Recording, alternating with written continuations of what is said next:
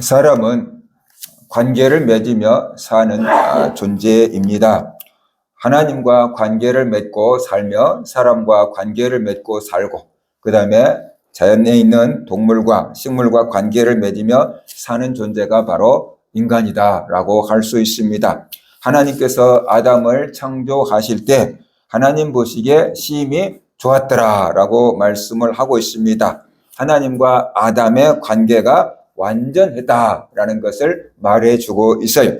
하나님은 아담을 보고 기뻐하셨지만 아담은 하나님께 어떠한 반응을 보였는지 기록되어 있지 않다라는 것이, 하나님이 아담을 보면서 보시기에 심히 좋았다라고 한다면 아담도 하나님을 보면서 심히 기뻤다, 이런 반응이 있어야 되는데 그런 반응이 없습니다. 인간은 아직 채워야 될 존재였기 때문이지 않을까라는 생각을 해보게 됩니다. 인간은 완성된 존재가 아니고 하나님과 관계 속에서 완성되어가는 존재다라고 볼 수가 있습니다. 이후 아담은 모든 동물과 식물들의 이름을 지어주는 사명을 받습니다.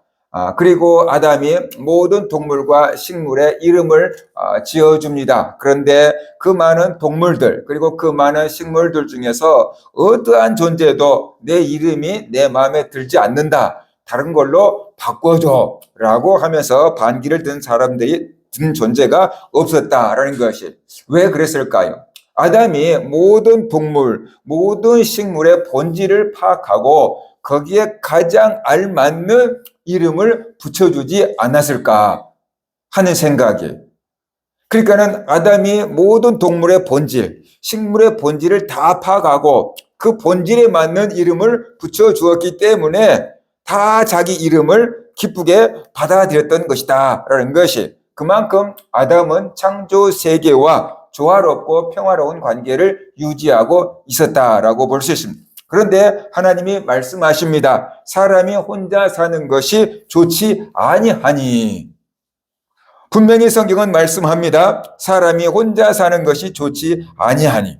왜 그랬을까요? 성경은 구체적인 언급이 없어요. 그런데 이런 것을 우리가 좀 생각해 볼 수가 있죠. 상상해 볼 수 있다는 것입니다. 생각해 보세요. 모든 동물들이 아담 앞으로 다 지나갔을 것입니다. 그래서 아담이 너는 호랑이라고 해라, 너는 사자라고 해라, 너는 토끼라고 해라, 그러면서 다 이름을 지어줬을 것이에요. 아담이 자기들의 이름을 지어주니까 그 동물들이, 암수 동물들이 벌쩍벌쩍 뛰면서 우리는 호랑이야 그러면서 좋아하면서 갔겠지요. 아담이 모든 동물들을 보니까 다 암수 짝이 있는 거예요. 그리고 같이 기뻐하며 즐거워하며 뛰노는 모습을 보았어요. 식물들도 이름을 다 지어줬어요. 그리고 이제 할 일이 다 마쳤어요. 딱 우두커니 남아있는데 누가 남아있어요? 아담 자기 혼자 남아있는 거예요. 그래서 아담이 두리번거렸겠죠. 뭘 찾았을까요? 자기와 같은 존재, 나와 같은 존재, 나와 교제를 나눌 수 있는 그런 존재는 없을까? 모든 동물들이 다 암수가 있는데 나도 뭔가 짝꿍이 있을 것 같은데, 그러면서 계속 두리번거렸겠지요. 그런데 아무도 없는 것이, 그러니까 얼마나 공허하고 얼마나 외로웠겠어요. 아담이 뭔가가 빈 것 같아요. 분명히 다른 동물들은 다 짝을 이루어서 뛰놀고 있는데 자기 혼자 그 모습을 덩그러니 지켜보고 있는 거예요. 자기 옆에 뭔가가 있어야 되는데 하나가 없는 거예요. 그러니까 공허하고 외로운 모습을 하면서 그 뛰어노는 동물들을 지켜보고 있었겠지요. 이것이 인간이다라는 것이죠. 모든 것을 다 가져도 관계가 없으면 채워지지 않는 존재, 그게 사람이다라는 것이, 사람은 무엇이 부족해서가 아니고 누군가가 없어서 외로운 존재다라는 것이, 그 모습을 하나님이 보셨어요. 그리고 보기가 참 안 됐다, 딱하다. 그래서 아담을 깊이 잠들게 한 후에 그의 갈비뼈를 빼서 하와를 만들어 주었어요. 여자를 만들어 주었어요. 그리고 아담이 하와를 보는 순간 뭐라고 외칩니까? 이는 내 뼈 중에 뼈요, 내 살 중에 살이로다 라고 외칩니다. 이것은 단순한 감탄이 아니에요. 드디어 나와 같은 존재를 만났다. 드디어 나와 교제를 나눌 수 있는 사람을 만났다. 그런 기쁨의 환호성이다라고 볼 수가 있는 거지요. 이것이 하나님께서 설계하신 관계다라는 것이 필요가 아니고 기쁨을 주는 관계. 하나님이 만드신 관계는 부담이 아니라 존재를 살리는 관계였다라는 것입니다. 이때까지 아담은 하나님과 관계를 잘 맺고 있었고 사람과 관계도 잘 맺었고 자연과도 관계를 잘 맺고 완전한 조화 속에서 살았습니다. 그러니까 에덴 동산은 관계의 천국이다라고 볼 수 있어요. 관계를 맺으면서 상처를 주고받는 게 아니고 관계를 나누면서 기쁨을 나누고 사랑을 나누고 행복을 나누는 관계의 천국이었다라고 할 수 있습니다. 수직과 수평이 완전히 맞물린 관계의 세계가 된 거다라는 것이, 수직이라고 하는 것은 하나님과 사람과의 관계 말이에요. 하나님과 사람과의 관계가 딱 바로 맞아지니까 수평, 사람과의 관계나 자연과의 관계가 조화를 이루게 되었던 것이다. 그래서 어느 것 하나 막힘이 없이 위아래가 그리고 좌우가 다 하나로 연합된 관계가 에덴 동산의 관계였다라고 우리가 볼 수가 있는 거지요. 그런데 문제가 생겼어요. 아담과 하와가 뱀의 말을 듣고 하나님이 금하신 선악과를 따먹었어요.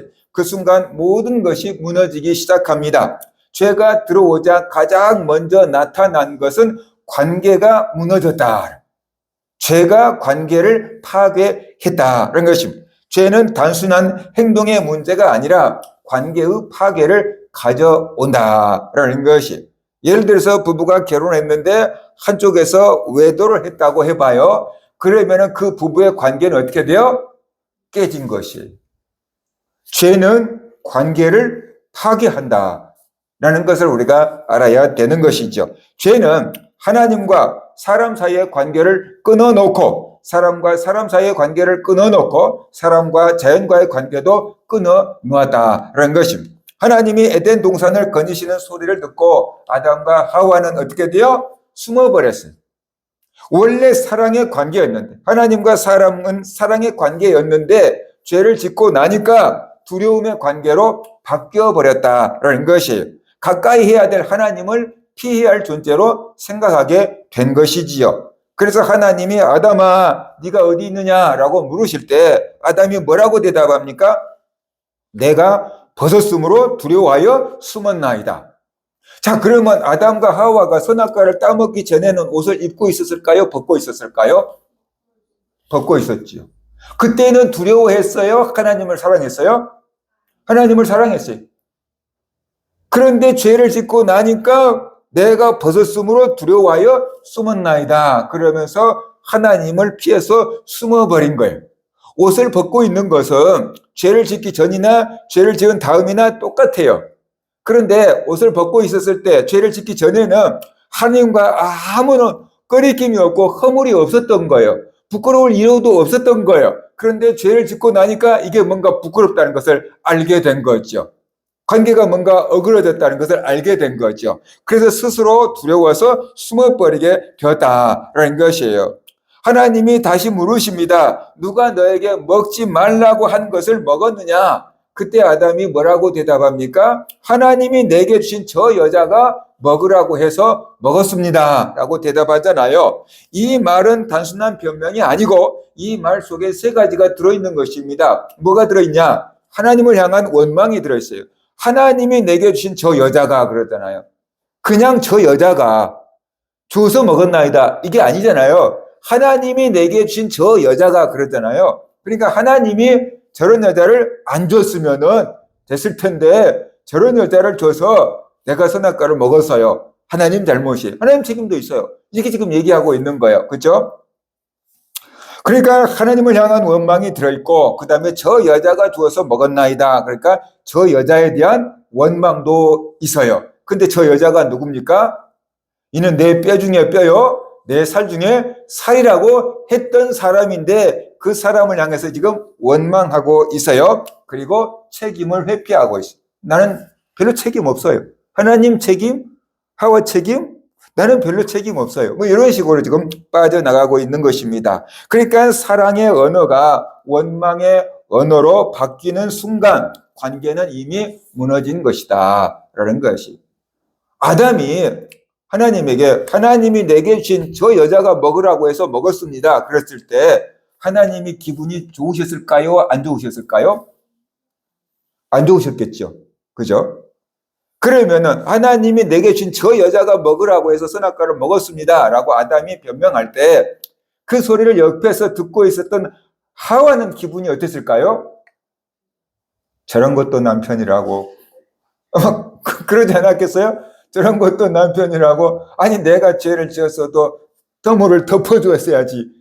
그런 식으로 생각하지 않았겠어요? 이미 관계가 깨져버리게 된 거다라는 것을 우리가 알 수가 있는 것입니다. 관계가 깨지면요, 사랑 대신에 책임을 전가하게 되는 것이죠.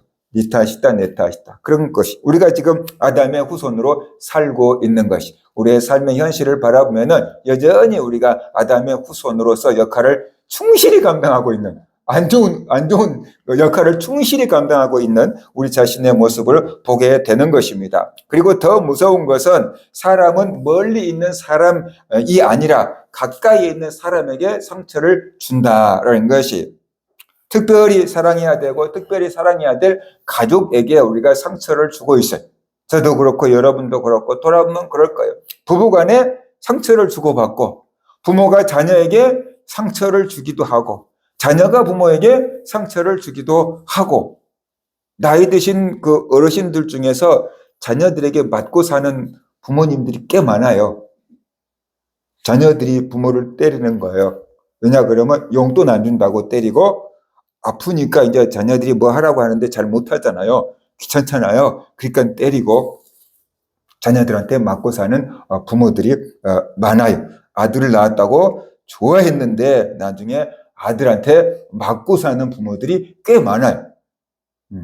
관계가 깨어져서 아담의 후손 역할을 제대로 감당하고 있는 거다라는 것을 우리가 알아야 돼요.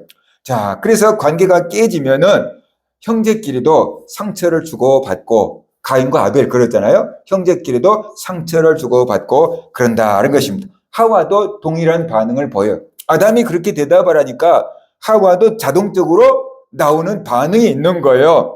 뱀이 먹으라고 해서 먹었어요. 그러면서 이제는 뱀에게 이제 책임을 전가시키는 것을 볼 수 있어요. 이 말을 듣고 있던 뱀은 어땠을까요? 저것이 또 내 핑계를 대네. 그랬지 않겠어요? 그죠? 그래서 동물들과 관계도 깨어져 버리게 된다는 것입니다. 그래서 죄를 한번 지었는데 하나님과 관계가 단절되었고, 사람과 관계가 단절되었고, 동물들과 관계가 단절되었어요. 그래서 이마에 땀을 흘려야 먹고 살 수 있고 해산의 수고의 고통을 더해 주셨고, 그래서 땅은 가시와 엉겅퀴를 내게 됐어요. 그래서 땅과 식물과 자연과의 관계도 어그러져 버리게 되었다. 오늘날 환경을 오염시키는 것은 어떻게 돼요? 사람들이잖아요. 환경을 오염시키는 것은 사람들이에요. 그래서 사람과 그 환경과도 관계가 어그러져 버리게 된 거예요. 환경을 살리자 말하지만 환경을 살리려고 그러면 엄청난 비용이 투자가 돼야 되거든요. 파괴하는 데는 별로 비용이 안 들어요. 근데 살리려고 하는 데는 엄청난 비용이 들어요. 그러니까는 선진국에서는 살리자, 지키자 그러면서 말하면서 안 해요. 우리가 힘이 있으니까 누가 우리를 압박을 가하지 못하거든요. 후진국은 환경을 지키고 살리고 말고 할 여유가 없어요. 지금 내 배가 고파서 죽겠으니까. 내 먹고 사는 게 급한데 무슨 환경운동해요? 못해요. 그래서 기상이변이 자꾸만 벌어지게 되는 거다라는 것입니다. 결국 어떻게 됩니까? 사람과 관계가 파괴되니까 가인과 아벨 사이가 어그러지고 가인이 아벨을 죽이는 그런 비참함을 겪게 돼요. 그래서 아담과 하와는 자기가 죽기 전에 먼저 아들이 죽는 그것을 경험하게 됐고, 죽음이라는 것이 이렇게 비참한 거구나, 죄라는 것이 이렇게 비극적인 죽음을 가져오는 것이구나라는 것을 뼈저리게 느끼게 되었다라는 것이, 관계의 파괴는 결국 죽음으로 끝이 납니다.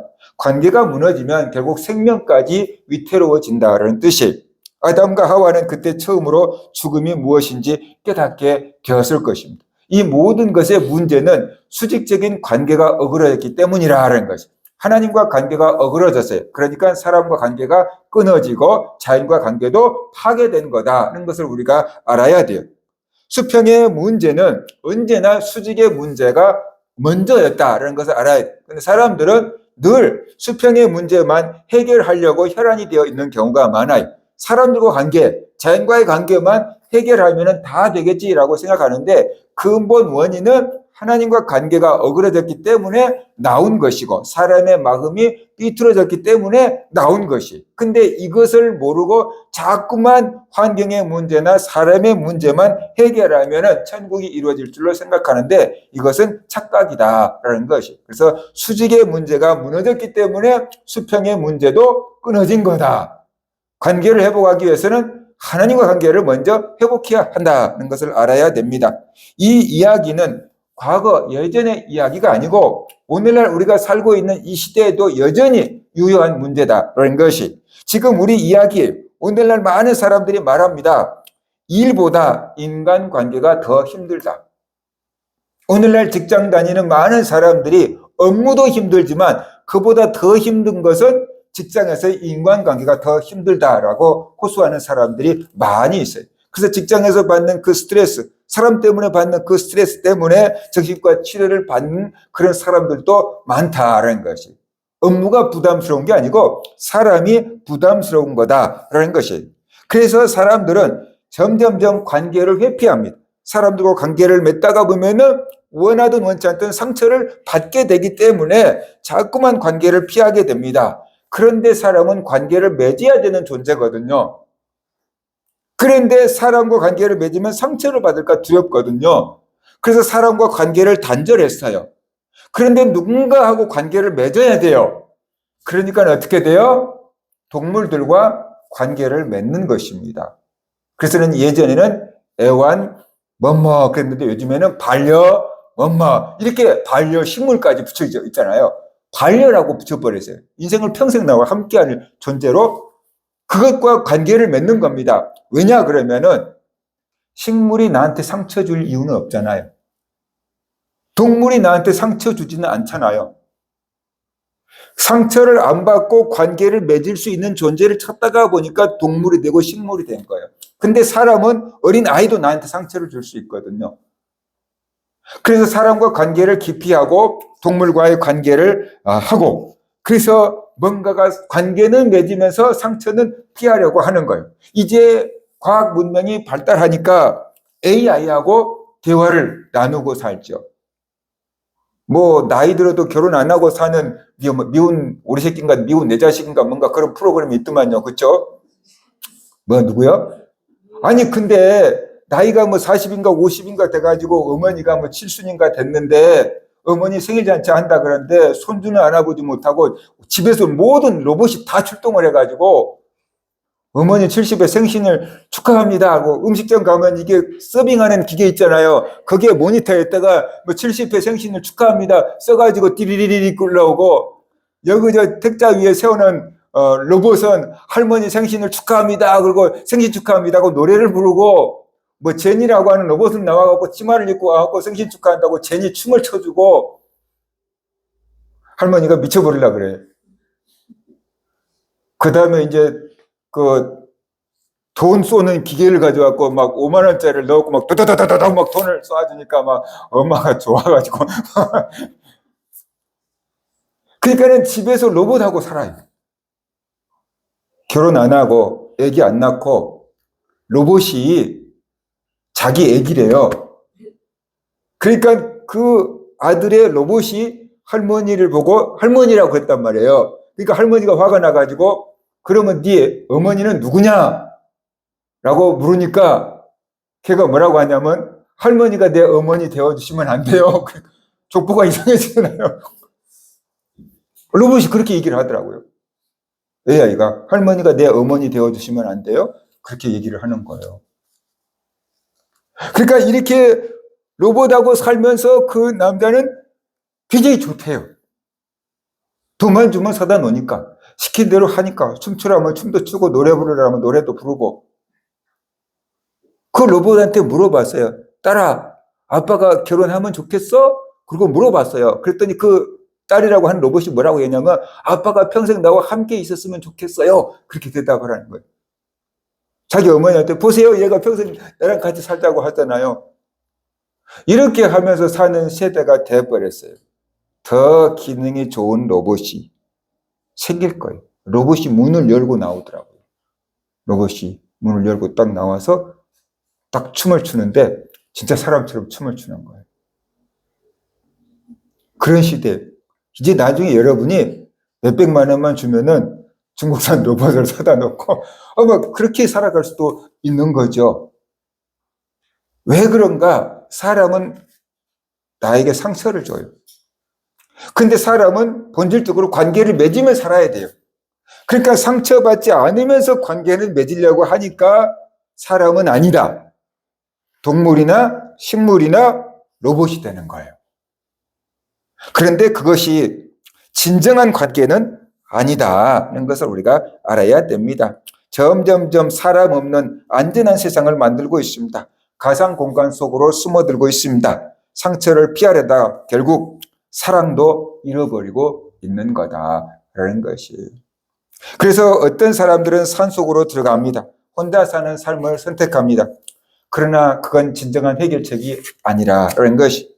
최근 우리 사회에서 가장 아픈 단면은 고독사라는 것이에요. 고독사. 혼자 살다가 혼자 돌아가셨는데 돌아가신 것을 사람들이 몰라. 그래가지고 며칠 아니면 몇 달 뒤에서 썩는 냄새가 나서 발견되는 경우들이 종종 뉴스에 보도되잖아요. 한 인간이 맺고 있는 모든 관계의 실타래가 끊어졌음을 알리는 비명이다라는 것입니다.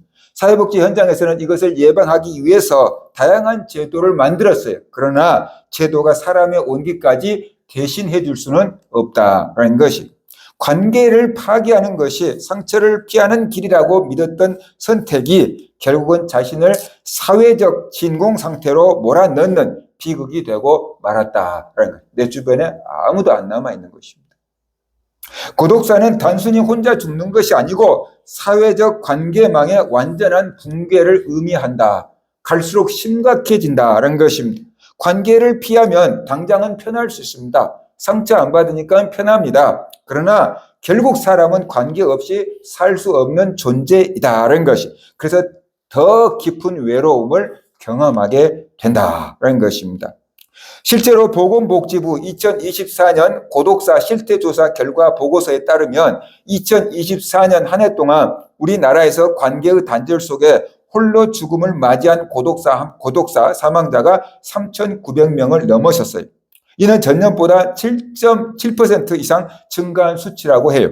그래서 우리 사회의 고립이 임계점에 도달했다는 것을 보여주고 있어요. 임계점이 아니에요. 계속 올라갈 거예요. 고독사 하는 사람들이 계속 늘어나게 될 거예요. 이제는 장례 치러줄 사람도 없을 거예요. 그래서 목사님들끼리 만나서 얘기를 하는데 3일장을 치르기 이제는 앞으로 어려워진다. 찾아올 손님도 별로 없는데 3일씩 장례를 치르고 지킬 그 여건이 아니라는 것이. 예전에는 의학기술이 안 좋아져서 돌아가셨어요 했는데 살아나버린 경우가 있으니까 3일 동안 지켜보자 라고 해서 3일장을 치렀는데 지금은 의사가 사망 선고를 내리면은 살아날 가능성이 많지는 않잖아요. 꼭 3일 동안 지켜보지 않아도 되는 상황이 왔잖아요. 그러니까 3일장을 치르면은 비용 문제 그런 것들도 다. 예전에 제가 한번 말씀드렸잖아요. 어디 장례식장에 갔는데 옆에 장례식장에 젊은 아주머니 한 분하고 유치원 다니는 아들 하나하고 2명밖에 없어요. 하루 종일 장례식장에 찾아오는 조문객이 하나도 없어요. 엄마는 넋을 잃고 앉아있고 애기 혼자 왔다 갔다 하고 찾아오는 조문객이 하나도 없어요. 근데 거기서 3일장을 치른다고 있는 거예요. 얼마나 힘들겠어요? 얼마나 외롭겠어요? 장례식 대신 참석해 줄 사람을 아르바이트 비용 주고 사야 될 상황일지도 몰라요. 그러니까 3일 장례식 치르는 것도 이제는 고려해 봐야 될 시점에 와 있는 거다라는 것이에요. 특히 전체 고독사의 절반 이상이 50대와 60대 남성에게 집중돼 있대요. 남자가 고독사 하는 거예요. 남자들은 관계 맺는 기술이 여자들보다 훨씬 부족해요. 그래서 혼자서 살다가 혼자 돌아가시는 거예요. 인생의 가장 왕성한 시기를 보낸 이들이 관계의 기술을 잃어버렸을 때 얼마나 무력해지는지를 보여주고 있는 사회의 단면이다라는 것이. 여자분들은 옆집에 있는 누구하고도 쉽게 얘기하고 막 살잖아요. 근데 남자분들은 좀처럼 그렇지 않잖아요. 그래서 혼자 살아가는 거잖아요. 혼자 살아가다 관계 맺는 기술이 떨어져서 그런 거예요. 잘 안 돼요, 남자들은 그런 게.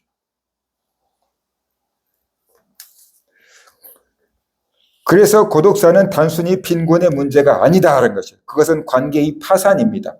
국가가 예산을 들여서 고립 가구를 발굴하려고 애쓰지만 근본적으로 하나님과의 관계가 회복되고 그 사랑이 이웃으로 흘러가는 존재적 연결이 회복되지 않는 한 이 외로운 죽음의 행진은 멈추지 않을 것이다 라는 것이. 갈수록 계속 늘어나게 될 것이고 남의 문제가 아니고 우리 가까운 사람의 문제일 수 있다라는 것이에요. 우리는 관계 속에서 행복하도록 창조된 존재입니다. 그래서 가진 게 조금 없어도 가족 간의 관계가 끈끈하고 유대 관계가 좋으면 행복하다 그래요. 그래서 국민 소득이 우리나라에 비하면 형편없는 나라가 행복도는 우리나라보다 좋은 나라가 많잖아요. 그죠? 행복 지수는 우리나라 사람보다 훨씬 높아요. 왜 그럴까요? 가족 간에 끈끈한 정이 있는 거예요. 가족 간의 사랑이 있는 거예요. 관계가, 이웃 간의 관계가 좋은 거예요. 그렇기 때문에 그들은 행복을 누리며 사는 거예요. 근데 우리나라는 국민 수준이 굉장히 높은데, 소득 수준이 높은데 관계가 다 단절돼서 아파트 위아래층 옆에도 관계를 잘 안 맺고 사는 경우가 허다하거든요. 그러니까 돈이 행복을 줄 줄 알고 열심히 살았는데 관계가 끊어지니까 그 행복을 같이 나눌 수 있는 사람도 별로 없다. 시기 질투할 사람은 많지만 행복을 나눌 수 있는 사람도 별로 없다라는 것이에요. 사람은 사람을 피하면 고통을 줄일 수 있지만 행복도 함께 사라진다는 것을 우리가 알아야 돼요. 관계를 끊는 것은 해결이 아니라 또 다른 형태의 고통이 따라오게 된다. 상처는 안 받는데 외로움이 남는 거예요. 그래서 나는 자연인이다를 프로그램을 보면 가끔 그 사회자들이 물어봐요. 외롭지 않습니까? 라고 물어봐요. 그러면 외롭지 않다는 사람들도 있지만 외롭다고 하는 사람들이 많아요. 외롭다고 하는 사람들. 혼자 사니까 상처는 안 받아. 근데 외로움은 남아있는 거예요. 그러니까 또 다른 고통인 거죠. 고통이 없는 게 아니고 또 다른 고통의 문제다. 관계가 행복해야 되는데 지금 관계가 고통이 되어버렸습니다. 이것이 바로 죄의 결과다. 우리 안에 죄성이 남아있기 때문이다. 그리고 그 흘러온 죄성으로 우리가 습관되어서 언어 습관이든지 삶의 습관이든지 그거 습관이 되어 있기 때문에 그게 나오게 되는 것입니다. 수평의 문제는 결국 수직의 문제입니다. 사람과의 관계를 사람으로만 풀려고 하면 끝이 없다. 하나님과 관계를 먼저 해결해야 근본 문제가 처리되게 된다는 것을 알아야 합니다. 여러분은 지금 사람을 붙잡고 있습니까? 아니면 하나님을 붙잡고 있습니까? 에서와 야곱은 쌍둥이 형제였어요. 그런데 야곱이 눈먼 아버지를 속이고 형이 받아야 될 장자의 축복을 가로챘어요. 이 사건 하나로 형과 동생의 관계는 파괴되었습니다. 형 에서는 분노합니다. 동생을 반드시 죽이겠다라고 합니다.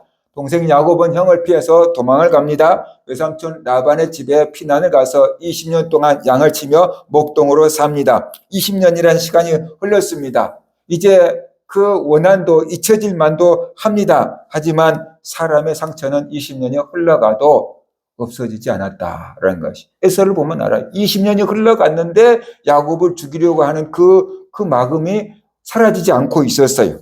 관계의 상처는 시간이 해결하지 못합니다. 시간이 흐른다고 관계가 저절로 풀려가지는 않습니다. 이제 야곱은 고향으로 돌아옵니다. 수많은 재산과 종들과 가축들을 데리고 고향으로 돌아옵니다. 그런데 문제가 있습니다. 형 에서가 무섭습니다. 그래서 야곱은 형의 마음을 돌이켜보려고 사람을 보내고 선물을 보내고 그냥 가축들을 형에게 다 선물로 바치면서 마음을 풀려고 합니다. 돈이면 안 되는 게 어딨어? 라고 하면서 많은 돈과 가축들을 선물로 보냅니다. 그런데 에서는 돈으로 풀리지 않는 사람이에요. 돈으로 해결되지 않는 문제, 그게 있었어요. 그래서 인간적으로는 더 이상 풀 수 있는 방법이 없었습니다. 소식이 들려옵니다. 에서가 400명의 군사들을 이끌고 야곱을 찾아온다. 이것은 환영 인사가 아니고 전쟁을 하겠다는 뜻입니다. 야곱은 완전히 위기에 빠졌습니다. 새끼를 뵌 양들도 많고 자기 자식들은 아직 어리고 도망갈 길도 없습니다. 이제는 방법이 없습니다. 그래서 야곱은 야복강 가에서 천사를 붙잡고 씨름합니다. 당신이 내게 축복하지 않으면 놔주지 않겠습니다. 라고 하면서 매달립니다. 이 문제를 하나님이 해결해 주셔야 됩니다. 그렇지 않으면 나는 방법이 없습니다. 살려주세요 하고 하나님 붙잡고 씨름을 합니다. 사람과의 관계가 막히자 하나님께 매달린 것입니다. 막다른 길에서 비로소 하나님을 찾은 것입니다. 야곱이 더 이상 재산으로도 방법으로도 인간적인 계산으로 문제를 해결할 수 없다는 것을 깨닫게 됐어요. 이 에서는 돈으로 해결 안 되는 사람이다라는 것을 깨달았어요. 그래서 하나님께 매달립니다. 인생의 진짜 전환점은 하나님을 붙잡는 순간이다. 그때 하나님께서 야곱의 이름을 바꿔주잖아요. 너는 야곱, 간교한 자라는 이름을 버리고 이제 승리한 자, 승리자다라는 이름의 이스라엘로 바꿔주마 하고 이름을 바꿔주잖아요. 그것이 축복이었던 거예요. 이름을 바꿔줘. 간교한 자, 약속 바른 자, 이런 야곱의 이름에서 승리한 자, 승리자, 이스라엘로 다 이름을 바꿔준 거예요. 야곱은 믿었어요. 하나님의 축복이라는 것을. 해결의 응답이라는 것을 믿었어요. 그래서 나가서 형을 만납니다. 그랬더니 어떻게 됩니까? 내 동생 야곱아, 에서가 와서 끌어안고 눈물을 흘리는 감격의 재회가 이루어졌다는 것입니다. 20년 동안 쌓였던 분노가 그 자리에서 무너져 내립니다. 복수심이 사라집니다. 원한이 사라집니다. 관계가 회복이 됩니다. 관계의 회복은 환경의 변화가 아니라 사람의 변화에서부터 시작된다라는 것입니다. 하나님은 상황을 먼저 바꾸지 않으시고 사람을 먼저 바꾸신다. 그리고 하나님과 관계가 먼저 회복이 되니까 사람과 관계가 자동적으로 해결되고 풀려간다는 것을 우리가 볼 수가 있어요. 잠언 16장 7절을 보면은 사람의 행위가 여호와를 기쁘시게 하면은 그 원수라도 그로 더불어 화목하게 하신다라고 말씀을 하고 있어요.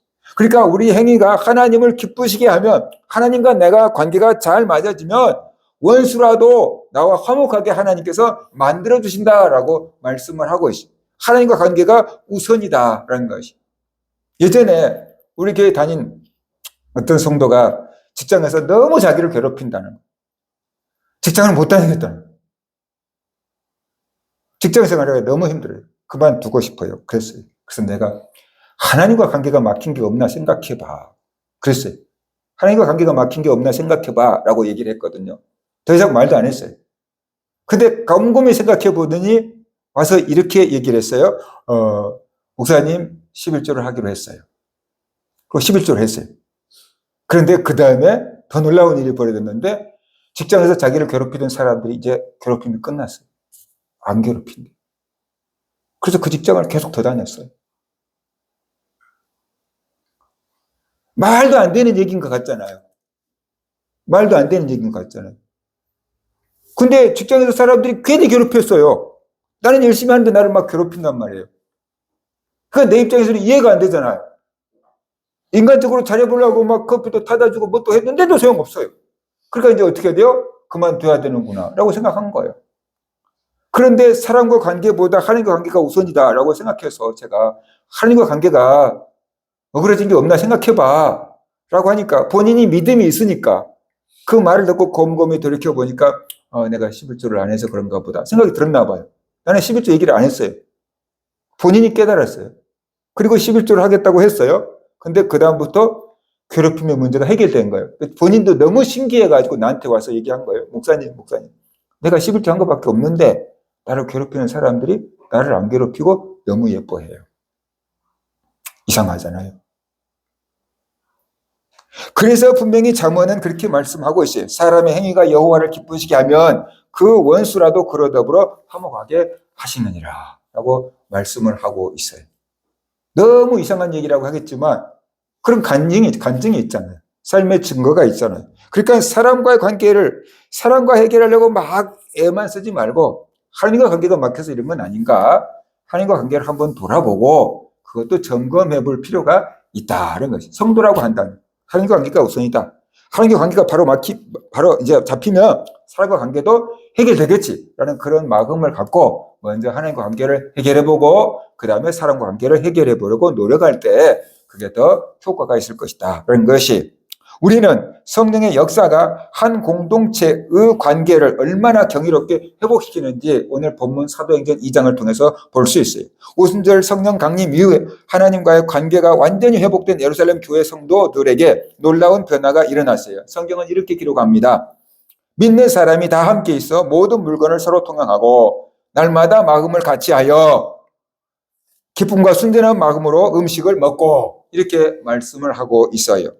그들은 서로의 물건을 자기 것이라고 주장하지 않았어요. 공동 소유했어요.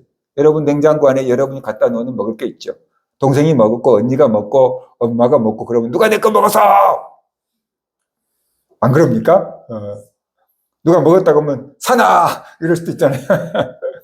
그런데 초대교회 성도들은 공동 소유를 했던 자기 물건을 다 갖다 놓고 네 것 내 것 없이 그냥 필요한 사람이 쓸 수 있도록 공동 소유를 했다는 것이. 심지어 자기 재산도 밭도 팔아서 가난한 사람 나눠주세요 하고 내놓을 정도가 되었다라는 것이.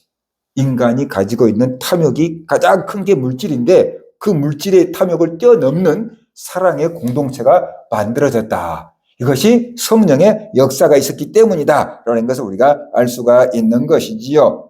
하나님과 관계가 회복되다가 보니까 이웃이 남이 아닌 나와 같은 내 몸처럼 느껴졌기 때문에 이런 관계 회복이 이루어졌다는 것이.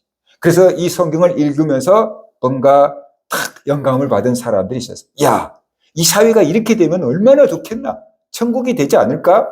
그래가지고 법적으로 제도적으로 우리가 천국을 한번 만들어 보자라고 했던 사람들이 마르크스와 레닌이 설계한 공산주의. 우리가 같이 열심히 일해가지고 같이 나눠서 평등하게 살면 사도행전에 나온 것 같은 그런 일이 벌어지지 않겠냐? 이건 천국이 이루어지는 거다라고 시작을 했어요. 그런데 법과 혁명으로 재산을 나누고 평등한 유토피아를 만들려고 했지만 결과는 어땠습니까? 공산주의가 실패했잖아요. 안 됐잖아요. 왜 그랬습니까? 그곳에 성령의 역사가 없기 때문이다 라는 것이. 하나님과 관계의 회복이 없이 인간의 방법으로만 문제를 해결하고 했기 때문에 실패하게 된 거다라는 것이. 인간 내면의 탐욕과 죄성이 그대로 남아있는 상태에서 법과 제도로 그것을 딱 억압하려고 하니까 사람들은 반드시 편법을 생각해내거든요. 그래서 더 큰 불신과 감시, 단절만 낳게 되었다라는 것이. 성령의 역사가 사람의 내면을 바꾸지 않으면 법과 제도로만 갖고 사람을 완벽하게 규제할 수 없다라는 것이에요. 이것이 우리에게 주는 교훈이 무엇입니까? 인간의 수단과 노력만으로는 절대 진정한 관계 회복을 이룰 수가 없다라는 것이죠. 오직 성령께서 우리의 마음을 만져주시고 하나님과 우리 사이를 화목하게 해주실 때만 초대교회와 같은 사랑의 공동체를 만들 수가 있다라는 것이죠. 그래서 사랑의 공동체를 만들었기 때문에 날마다 모이기를 힘썼고 날마다 모여서 성찬을 하고 날마다 모여서 성도들과의 식사 교제를 나눴던 것이에요. 여러분 사이가 안 좋은 사람하고 같이 밥 먹으면 어떻게 돼요? 체할 것 같다 그래요. 그죠? 아무리 맛있는 음식을 놔둬도 사이가 안 좋은 사람하고 앉아서 먹으면 어떻게 돼요? 체할 것 같겠지요. 그죠? 이제 시집온 며느리가 시어머니하고 앉아서 밥을 먹어 편하게 먹어 많이 먹으라고 해도 그 자리가 그렇게 편하지는 않을 거예요. 그렇잖아요? 그러니까 사랑이 있고 그렇기 때문에 날마다 모이기를 힘썼고 사랑이 있고 그러니까 날마다 같이 식사 교제를 나누면서 하나님과 사람으로부터 칭찬을 받고 그 교회가 날마다 부흥되는 교회가 되었다라는 것이에요. 오늘날 교회도 모이기를 힘쓸 수 있는 교회가 되어야 돼요. 코로나로 인해서 모이기를 참 어렵게 만들어냈는데 모이기를 힘쓰는 교회가 되고 성도 간에 또 아름다운 교제, 식사 교제가 이루어져야 돼요. 그 속에서 하나님과 사람으로부터 칭찬을 받게 되고 그 교회가 부흥하게 될 줄로 믿습니다. 이것이 초대교회가 이루었던 건데 그렇게 모이고 싶어서 모인 거예요. 서로 또 집에 있는 거 가져와서 같이 교제를 나눈 거예요. 왜 그런가? 사랑의 마음이 있었기 때문에, 성령의 은혜가 충만했기 때문에, 하나님의 나라가 그들 마음 가운데 임했기 때문에 그런 역사가 있었던 거다는 것을 우리가 알아야 됩니다. 그래서 관계가 회복이 될 때 그 교회도 부흥하게 된다. 관계가 회복이 될 때 세상 사람들로부터도 어떻게 돼요? 칭찬을 받게 된다는 것을 알 수 있어요. 모든 관계의 회복은 하나님으로부터 시작이 됩니다. 여러분은 관계의 문제를 사람에게서 풀려고 하진 않습니까? 아니면 관계의 문제를 하나님께로 가지고 나오고 있습니까? 어떻게 관계의 문제를 풀려고 하는지 한번 여러분이 취하고 있는 행동들을 돌아보시기 바랍니다. 사람과의 관계의 문제를 해결해 보려고 사람만 붙잡고 애를 쓰고 있지는 않는지, 그 관계의 문제를 하나님 앞에 나와서 기도하면서 사람과도 풀어보려고 하지는 않는지 한번 여러분 자신을 돌아보라라는 것이에요. 직장에서 괴롭히는 사람이 있을 것이고, 가정에서 힘들게 하는 사람이 있을 것이고, 학교에서도 힘들게 하는 사람이 있을 수 있는 거잖아요. 그죠? 학교에서도 누군가가 나를 힘들게 하면 학교 가기가 싫겠죠. 학교 가기 싫어지면 어떻게 돼요? 공부도 하기도 어려워질 거라는 것이. 그래서 관계가 형통할 때 학교도 가고 싶어지고, 관계가 좋을 때 회사도 가고 싶어지고, 관계가 좋을 때 교회도 가고 싶고, 관계가 좋을 때 어떻게 돼요? 집에도 들어가고 싶대. 요즘에 남편들이 회사 퇴근하고 집에 안 들어간대요. 분명히 아파트에서는 차량이 입고되었습니다. 소식이 들렸는데 남편이 안 올라오는 거예요. 그러니까 부인이 여보, 차 입고됐다고 소리 들렸는데 어디 있어요? 왜 안 와요? 남편들이 차에서 휴식을 취하고 있대요. 한 30분, 20분 동안.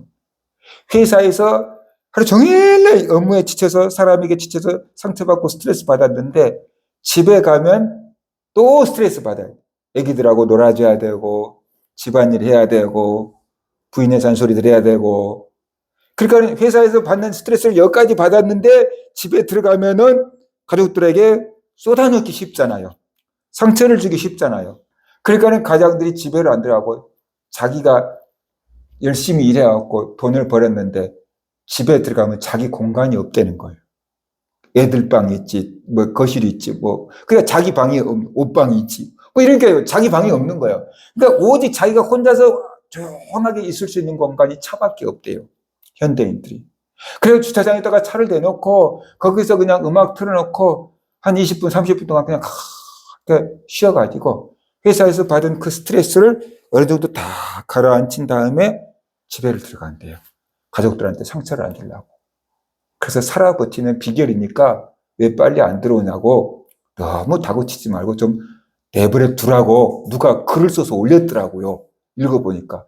야, 현대인들 참 힘들게 산다. 그렇게 살아가고 있어요. 그러니까 우리가 얼마나 힘들게 살아가고 있는가를 우리가 알아야 돼요. 이 어그러진 관계를 회복할 수 있는 방법은 첫 단추가 잘못 끼워졌기 때문에 그래요. 사람에서부터 잘못된 게 아니고 하나님과 관계가 잘못된 것임을 우리가 알아야 돼요. 그래서 사람과 관계를 바로잡으려고 하기 전에 먼저 하나님과 관계를 바로잡기 시작해야만 된다는 것이에요. 그럴 때 참된 회복이 오는 것입니다. 그럼 어떻게 하면 하나님과 관계를 바로잡을 수 있는가? 예수 그리스도를 믿는 것이죠. 하나님께서 관계 회복의 길을 열어주셨어요. 그 길이 바로 예수 그리스도라는 것이에요. 죄는 우리와 하나님과 관계를 막아버렸어요. 그래서 성전에 휘장이 있었잖아요. 위에서 밑으로 쭉 내려온 휘장이 있었잖아요. 말 두 마리가 양쪽에서 잡아당겨도 옛날에는 그 힘을 마력이라고 했어요. 마력. 말 두 마리가 양쪽에서 잡아당겨도 끊어지지 않을 정도로 튼튼한 휘장이에요. 그런데 예수님이 십자가에서 운명하실 때 그 휘장 위에서부터 아래로 찢어졌다 그랬잖아요. 그것은 하나님과 우리 사이를 가로막고 있는 죄의 담이 없어졌다는 것이. 예수님의 십자가는 우리의 죄 문제를 해결하면서 동시에 하나님과 관계를 회복시켜주는 사건이었다는 것을 우리가 알아야 돼요. 그래서 예수 그리스도를 믿고 예수 그리스도가 나와 하나님 사이의 죄의 담을 없애줬다. 예수 그리스도가 이제 나와 하나님 사이를 화목하게 연결시켜 주었다. 예수 그리스도의 십자가는 하나님과 나를 이어주는 다리다. 라는 것을 믿어야 돼. 그럴 때 하나님과 관계가 회복이 되는 겁니다. 그 다음에 회개의 자리로 나가야 됩니다. 회개는 단순히 잘못을 인정하는 차원을 뛰어넘어서 내가 주인 된 삶을 내려놓고 하나님을 내 인생의 주인으로 모셔드리는 게 진정한 회개입니다. 방향을 바꾸는 것이 회개다라는 것이에요. 하나님을 떠나서 하나님을 등지고 갔던 사람이 이제 하나님을 쳐다보면서 하나님을 향해서 걸어 나가는 것, 그것이 회개다라는 것이에요. 우리가 사이가 안 좋으면 반목한다 그러잖아요. 부부간에도 사이가 안 좋으면 어떻게 돼요? 등을 돌리고 자는 거죠. 반목하는 거죠. 그런데 사이가 좋으면 어떻게 돼요? 얼굴을 눈과 눈을 마주 보잖아요.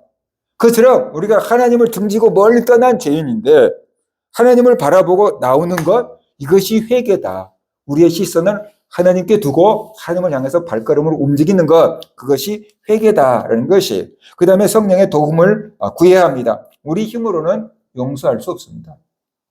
용서해야 될 사람들이 많습니다. 사람은 상처 주고 자기가 상처 줬다는 걸 모릅니다. 그런데 상처받은 것은 진짜 잘 기억합니다. 내가 돈을 빌려 쓰고 빌려 쓴 사람은 잊어버릴 수 있어요. 근데 빌려준 사람은 안 잊어버려요. 작은 돈 1,000원 빌려준 것도 안 잊어버려요. 내가 언제 빌려줬는데 안 갚어. 근데 빌려 쓴 사람은 그까짓 거 1,000원 좀 안 줘도 되겠지. 이렇게 생각하는 거예요.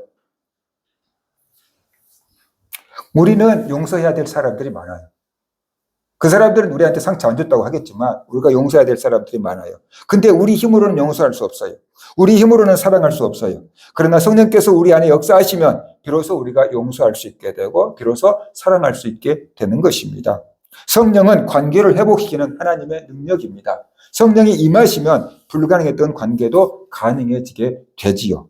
관계 회복은 노력의 문제가 아니라 생명의 문제예요. 그러니까 우리가 성령님의 도움을 구하고 그 성령님의 은혜 가운데서 용서하고 사랑하고 관계를 회복하면서 살아야 된다는 것이. 우리가 상처를 받는데 용서가 안 되잖아요. 근데 용서하려고 하면은 받은 상처보다 더 큰 힘이 있어야 돼요. 에너지가 있어야지 용서가 돼요. 근데 우리에게 상처받았으면 에너지가 싹 빠져나가고 없어요. 그러니까 용서가 안 되는 거예요. 그 안에 하나님의 에너지, 성령을 받아야 되는 거예요. 성령의 능력이 우리 안에 역사하실 때 우리가 그 상처 준 사람을 용서할 수 있는 힘이 생기는 거예요. 힘이. 용서할 수 있는 힘이 생기는 거예요. 그렇지 않으면 용서가 안 돼요. 사랑할 수 있는 힘이 생기는 거예요. 그래서 우리가 성령의 은혜를 구해야 한다는 것입니다. 회복된 사람은 관계를 살리는 사람이 돼야 돼요. 하나님과 관계가 회복되면 이제 어떻게 살아야 됩니까? 하나님과 관계가 먼저 회복이 되면은 그 다음에 그 관계를 기반으로 사람과 관계를 회복해야 되는 것입니다. 그리고 그 사람과의 관계를 넘어서 이제 자연과의 관계를 회복해야 돼요. 그래서 기독교에서 환경운동을 일찍부터 시작했던 것이 그것이. 한 20년, 30년 전에 교회에서는 벌써 재생화장지를 쓰자라고 환경운동을 막 했는데 누가 누런 재생화장지 씁니까? 성도들도 말을 안 따라주니까 하다가 망한 거예요. 환경을 생각해서 재생화장지를 쓰자, 환경을 살리자, 그런 캠페인들을 교회에서 많이 했는데 이제 하나님과 관계가 회복되고 사람과 관계가 회복되면 그걸 넘어서 이제 하나님이 우리에게 땅을 정복하고 다스리라고 하셨잖아요. 그것을 문화명령이라고 해요. 파괴하라는 게 아니고 하나님께서 만들어 놓은 동산을 잘 관리하라는 거예요. 그래서 우리가 환경을 살리는 일도 해야 되는 것입니다. 문화명령을 수행해야 된다는 것입니다. 회복된 사람은 다시 관계를 살리는 사람으로 살아가야 돼요. 상처 주던 사람이 이제 관계를 살리는 사람으로 변화돼야 되고 관계를 통해서 사랑을 나누고 사랑을 흘려보내며 하나님이 설계하신 그 관계의 기쁨을 누리면서 살아야 된다라는 것입니다. 수직이 회복이 되면 수평은 반드시 회복된다. 이걸 기억해야 돼요. 하나님과 관계가 회복이 되면 사람과의 관계가 회복이 돼요. 근데 그게 순서가 있어요. 먼저 하나님과 관계가 딱 회복이 되면 나와 관계가 회복이 돼요. 나를 싫어하고 나를 미워하고 나를 정죄하고 내가 못마땅한 사람이 꽤 많이 있어요. 근데 하나님과 관계가 회복이 되면 그런 나를 받아들이게 되고 그런 나가 소중한 줄 알게 되고 나의 가치를 하나님 앞에서 인정하게 돼요. 그래서 내 자존감이 좋아지는 거예요. 나와 관계가 회복이 되면 어떻게 돼요? 이제 이웃을 바라보는 눈이 시선이 좋아져. 이웃을 바라보는 눈도 사랑의 눈으로 바뀌게 돼요. 그래서 이웃에게 관계를 회복할 수 있는 존재가 되고 이웃이 사랑스러우면 환경도 좋아져 보여요. 그러니까 이 좋은 환경을 어떻게 돼요? 잘 가꿔야지, 아껴야지 하는 마음이 돼서 환경도 살릴 수 있는 사람이 된다라는 것이에요. 지금 우리의 관계가 힘든 이유는 방법을 몰라서가 아니고 첫 단추가 잘못 끼워졌기 때문에 그래요. 가끔 급하다고 옷을 입었는데 단추를 하나 잘못 끼면 끝까지 다 잘못돼 버리잖아요. 그러면 하나만 바꿔서 되는 게 아니고 다 풀러서 처음부터 다시 해야 돼요. 그처럼 첫 단추가 잘못 끼워졌기 때문에 잘못 끼워진 데서부터 시작해야 됩니다. 하나님과 관계가 그러졌다. 그래서 하나님과 관계의 회복에서부터 시작되어야 된다라는 것입니다. 하나님께 다시 나가십시오. 예수 그리스도를 붙잡으십시오. 회개의 자리에 서십시오. 사람을 바꾸려고 하기 전에 하나님께 먼저 돌아오십시오. 관계를 바꾸려고 하기 전에 먼저 하나님 앞에 서십시오. 그럴 때 깨졌던 관계가 회복이 되고 치유가 되고 다시 사랑할 수 있는 사이가 될 것입니다. 회복의 시작은 하나님께로 돌아가는 것입니다. 하나님께 돌아갈 때 관계가 회복이 됩니다. 오늘 이 자리에서 하나님께 돌아가겠다고 결단하십시오. 하나님은 지금 여러분을 기다리고 계십니다. 같이 기도합시다.